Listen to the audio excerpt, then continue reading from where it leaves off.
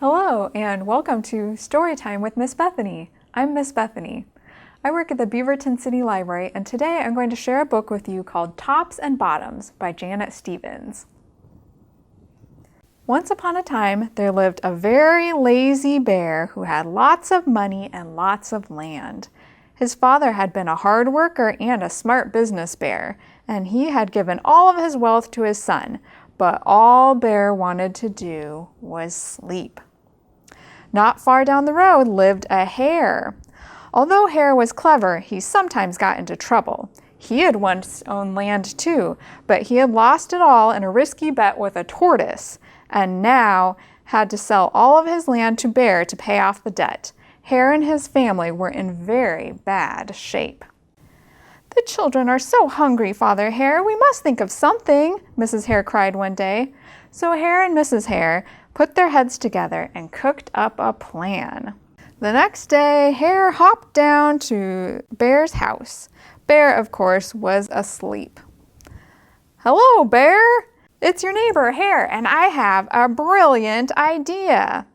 Bear opened one eye and grunted.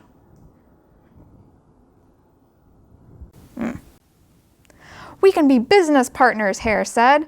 "All we need is this field right here in front of your house. I'll do all the hard work of planting and harvesting, and we can split the profit right down the middle. Yes, sir, Bear, we're in this together. I'll work and you sleep." "Huh," said Bear. "So what will it be, Bear?" asked Hare. "The top half or the bottom half? It's up to you. Tops or bottoms?" Let's see," said Bear. "I'll take the top half, Hare. Tops." Hare smiled. "It's a done deal, Bear." So Bear went back to sleep, and Hare and his family went to work. Hare planted, Mrs. Hare watered, and everyone weeded. Bear slept as the crops grew.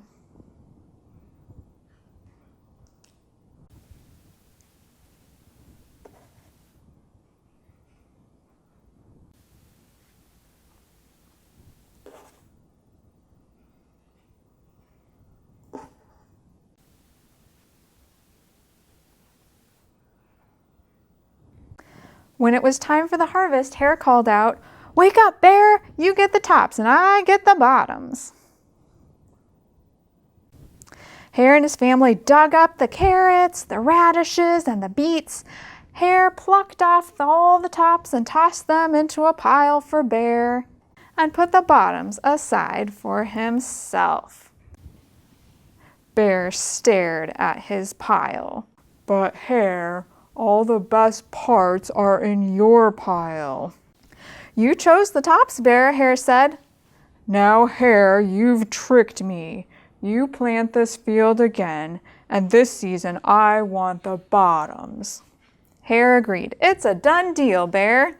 So Bear went back to sleep, and Hare and his family went to work. They planted and watered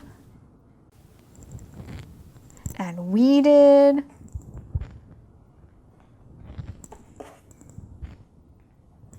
Bear slept as the crops grew. When it was time for the harvest, Hare called out, "Wake up, Bear! You get the bottoms and I get the tops." Hare and his family gathered up the lettuce and the broccoli and the celery, and they put all the bottoms in a pile for Bear.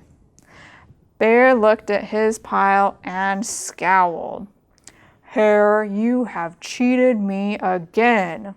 "But Bear," Hare said, "you wanted the bottoms this time." Bear growled. "Rrr! You plant this field again, Hare. You've tricked me twice, and now you owe me one season of both tops and bottoms." "You're right, poor old Bear," sighed Hare. "It's only fair that you get both tops and bottoms this time. It's a done deal, Bear." So Bear went back to sleep, and Hare and his family went to work. Bear slept as the crops grew.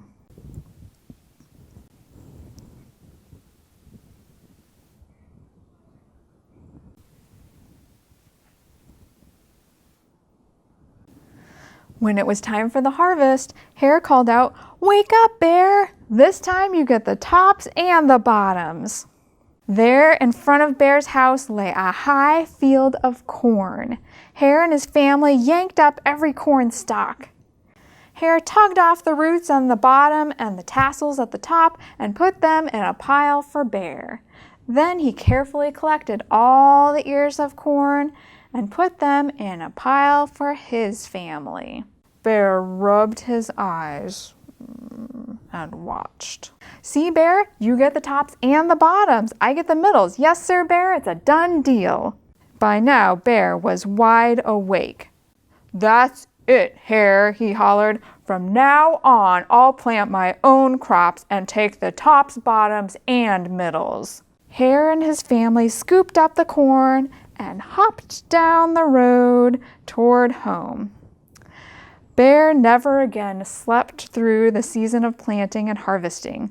Hare bought back his land with the profits from the crops, and he and Mrs. Hare opened a vegetable stand. And although Hare and Bear learned to live happily as neighbors, they never became business partners again. The end. Thanks for sharing this story with me. See you next time. Bye.